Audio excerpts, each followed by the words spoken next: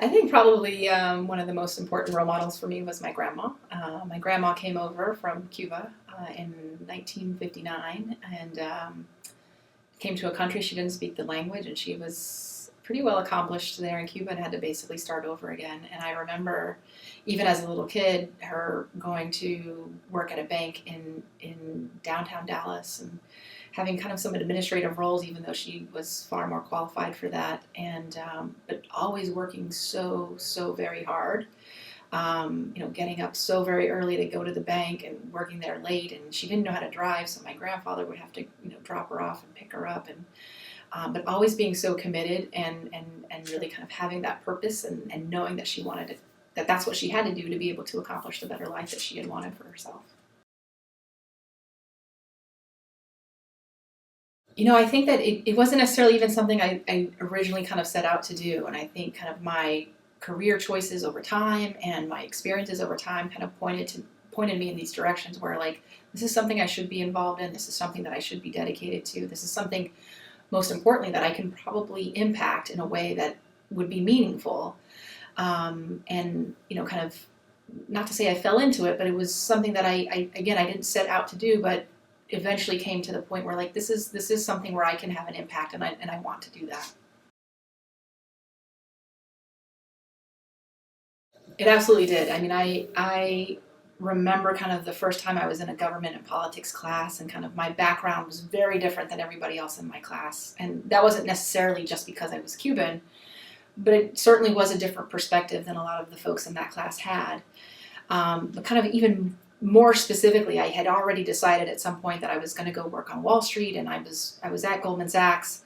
I was on the trading floor, and this was back when the Elian Gonzalez controversy was happening.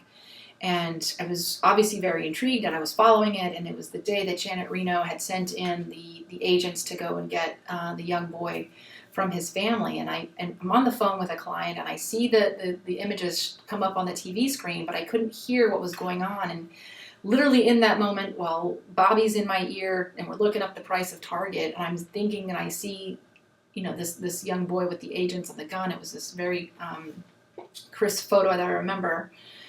I thought to myself, like, I am doing the wrong job. Like, this isn't what I was supposed to do. I was supposed to be doing politics and policy and thinking about that, not, trading stocks.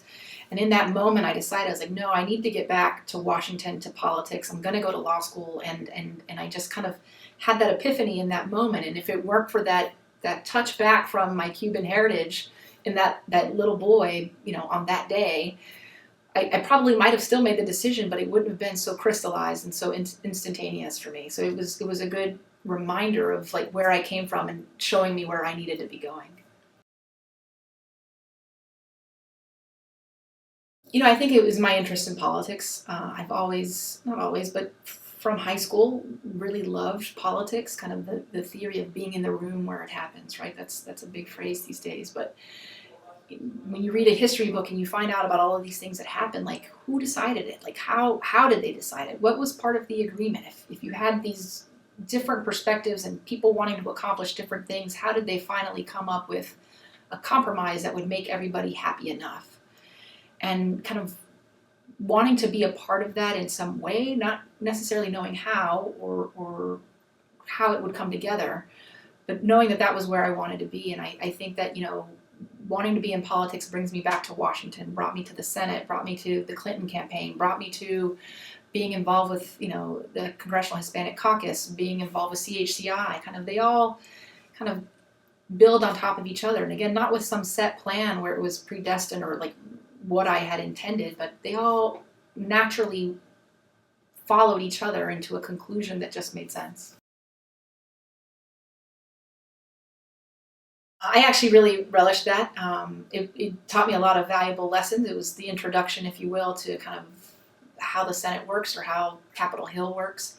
I made amazing connections there. There are a lot I still have to this day.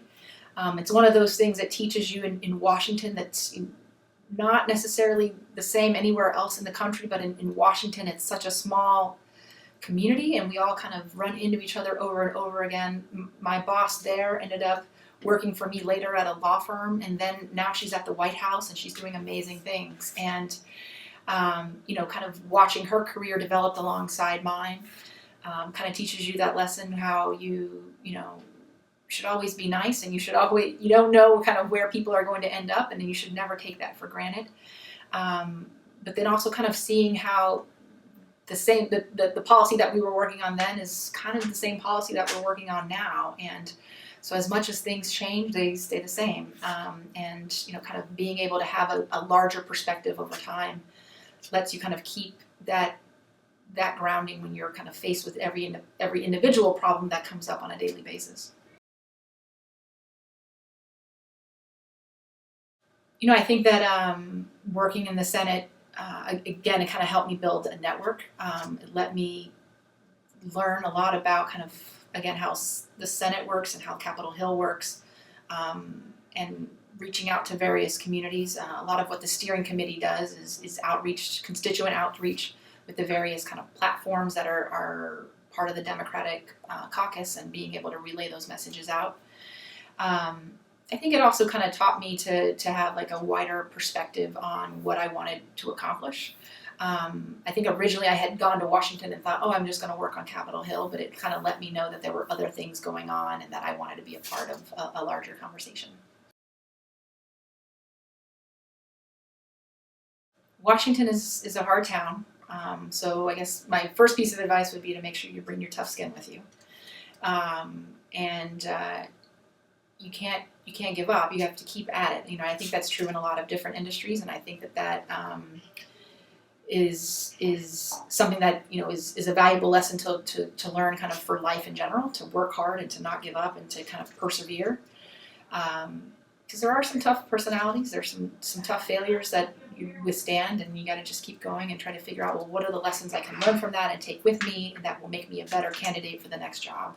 And then also having the foresight to know kind of what makes you the better candidate for that next job, and being able to kind of proactively go out and look for either those skill sets or that network or that experience or whatever it is that you're going to need to make sure that you're able to be successful in kind of whatever your next endeavor is.